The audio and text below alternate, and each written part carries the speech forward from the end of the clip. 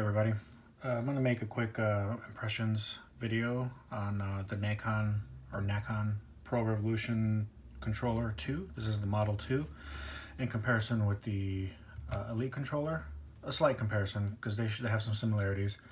And then also compare it with the stock PS4 controller. So right off the bat, I don't like this. I've had it for a day and I'm going to return it. So I put maybe an hour and a half into this controller, and I don't like it for a couple of reasons. The biggest problem I have is this top part here. It ruins the controller ergonomically, in my opinion. That part of the controller requires the bumper. That's why they're called like bumpers. There's a little piece that sticks out from the majority of the controllers that are out there, even the stock PS4. It's got a little bumper. It's got a rise here so it naturally catches your finger, so you can reach the bumpers. You know, that's why they're called bumpers. They stick out a little. Xbox controller, same deal. These have a more significant rise to them, so it's a little more comfortable for me. But yeah, that's where my fingers naturally rest. So here they are. Position my hands, comfortable grip, and there are the bumpers right where I need them. Problem with the Nacon controller is that doesn't happen here. So if you hold a controller comfortably, like for me, that's my resting position, I can't get to the bumpers this way, so I have to press them this way. So I can't. The natural inclination is for you to do this to get the triggers and the bumpers. But so you end up having to do this, which is not comfortable. I don't know whose hands these are designed for, and I've never had this kind of problem with the controller where it just doesn't fit no matter how I'm holding it. So I'm going to position my fingers up here where the grooves of the bumpers and the triggers indicate my finger should be. So my finger catches it perfectly right there. The triggers right here, I'm right on the groove, and this is how I'm holding the controller. My thumb is not even fully on the thumbstick. I can't reach the triangle button from here. So this should be the resting position according to the grooves of the bumpers and the triggers. This is the resting position. I should be able to go, this should be where the triangle is, not the X button. So I should be able to go down to the X. The things down here, this is just shifted completely wrong. So if I want to reach the buttons, I hold the controller more comfortably. Now look where my fingers are landing. There's no meat up here to catch my fingers for the bumpers. Not only do they not keep it straight, they actually go into the negative space. So not only do they get rid of the rise, they don't even keep it straight even. Like if this is the 0 axis or whatever, they actually go into the negative. I have no idea why they would do that. Nobody does that. Again, stock PS4 controller, it's not as significant as the Xbox, but there it is. It's got a bumper, like a little rise. Catches it perfect, no problems, no issues. This guy, I don't know who this is made for, but it's not for me. I mean, this is subjective. I'm just giving my opinion. I don't like this at all, and I was disappointed because I actually like the staggered joystick position. I play more on the Xbox, so this is more comfortable for me. I'm used to this already. But I was looking forward to being able to play a similar way, but right off the bat, I didn't like this, especially with God of War. I just got the PS4 Pro. I just upgraded because I wanted to see God of War in all its glory. It's a very bumper intensive. All the combat is with the bumpers. So you see this really deep, super deep groove here. That's also in the wrong position for me, for my hands. I like to be able to reach the paddles. I'll just call them paddles because they're in the back. I like to place those by my fingertips. That's where I like to have them. And this is probably the most subjective thing I'm going to say because this is particular to my hands. So that's kind of where my fingers land to hit these with my fingertips. So this position works a little, and this is kind of how I settled my hands.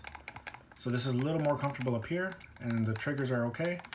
But then after a while, maybe about an hour, I started to notice that my knuckle was hitting the back of this, it doesn't fit into the groove that like it's supposed to. It hangs out up here. So I started to feel it here after a while. So that started to bother me. And again, if I wanted to fix that, I would bring my grip in a little closer. But now I'm pressing the button with kind of my first knuckle here and not with the fingertip. So I was like, okay, I can make that. I can make that work maybe. But now look what happens. Look what happens up here. Like it's just not going to work for me. Like I'm not going to be doing this all day. Whose hand is like that? Like I don't understand. I don't understand who this controller's for. I was very frustrated with this because I really wanted to like it. But yeah, so I'm gonna be returning it. I didn't like this. The triggers are the stiffest that I've seen on any controller, that I felt on any controller. This I noticed right away, almost as immediately as the bumpers feeling wrong. These are very, very stiff. Maybe you like that, maybe you don't, but I don't know. I've used the PS4 controller. These feel totally fine. Everything feels fine. Elite controller, these feel fine. This one is wrong. This one doesn't feel right on either controller. By comparison, this is at least twice, maybe 3 times as harder to press down, and I don't know why that is. They had a perfect sample. I mean, there's no major problems with this controller. Again, this I get used to in like 5 minutes, and I don't even think about it anymore. But this controller is fine. I don't know why they had to say, here, let's make our own triggers. Let's make our own stiffness on the triggers, just because we want to.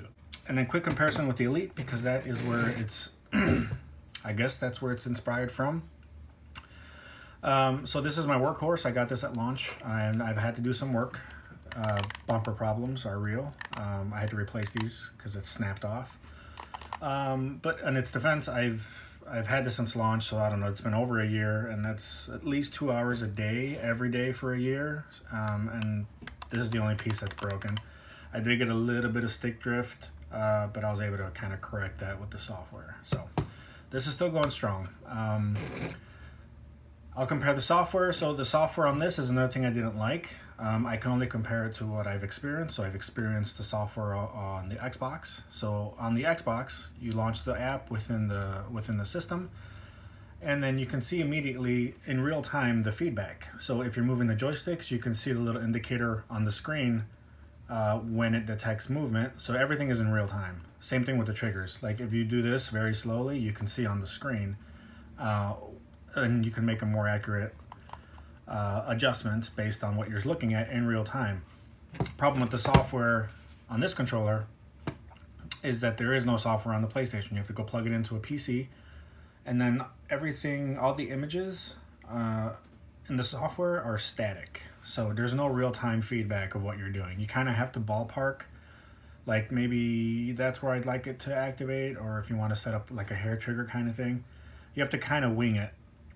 Same thing with the analog sensitivity. You have to wing all that because there is no real-time feedback. So you make a best guess of where you want it to be. You unplug it, and you go plug it into your PlayStation, and you try it out. And it's a trial and error. If you've never had a customized controller, maybe that works for you.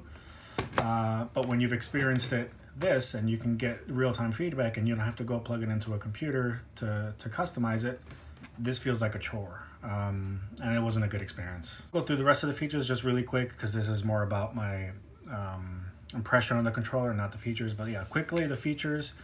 It's a wired only controller, so there's no battery compartment, and that's usually where it gets the heft from, the controllers, like the weightiness to it. So because there's no batteries here, this is a very light and hollow feeling controller. I don't really like that. Bonus is they do give you some weights. So this, you kind of turn this, and then this slides out, and you can put some weights in there. I put the heaviest ones in there, the heaviest combination that they have, and it still wasn't weighty enough for me. Maybe I'm just used to this one. This is like a meaty controller. It's got the batteries, plus it's just a little heftier anyway. So I'm used to this one. It's dense. It feels full, as opposed to this. It feels just kind of hollow, even with the weights. But that's subjective. If you like light controllers, go for it. But for me, it didn't work. I didn't like that it was too light. It's USB-C up here instead of that weird connector that they had for version 1. So that's fine. Again, only wired. I think that's the only difference from the version 1. It's just the USB-C up here. If you are going to get this, I suggest you open it very carefully and try it. Just put your hands, grip it like you normally would, and then you should feel this right away that this doesn't feel right up here. Like, this isn't a natural way for you to press these triggers. The bumpers, sorry. Or lack thereof, because there is no bumper. There's actually negative bumper here. And then the triggers as well. Because of the way this angle is placed, when I'm hitting the triggers, the part that's hitting the trigger for me is just this inside part right here. So my finger doesn't actually, my whole finger doesn't actually rest here when I'm holding it this way, as most people would. The only part that's actually making contact is up here, and that you'll start to feel that after a while as well. A lot of these things won't immediately jump out at you, but after you've been playing for an hour, you're going to start feeling things in your hand holding this controller that really shouldn't be, and that's just because stuff is positioned for hands that don't look anything like mine, apparently. But that's it. Don't like this. I don't know if I'm going to try the other Pro controller that PS4, not PS4, this is a licensed product, so this isn't from Sony. I don't know if I'm going to try that. I think I'm just going to stick with the stock controller, which I think is fine. I don't have any problems with it. I wish I could swap the batteries out because I'm sick of charging it. I have any loop batteries and they work great, so I'd love to be able to just pop out the back, put in some new batteries, and I'll be ready to go. But whatever, this is fine. Play God of War if you haven't. It's amazing. And that's it. Thanks, guys.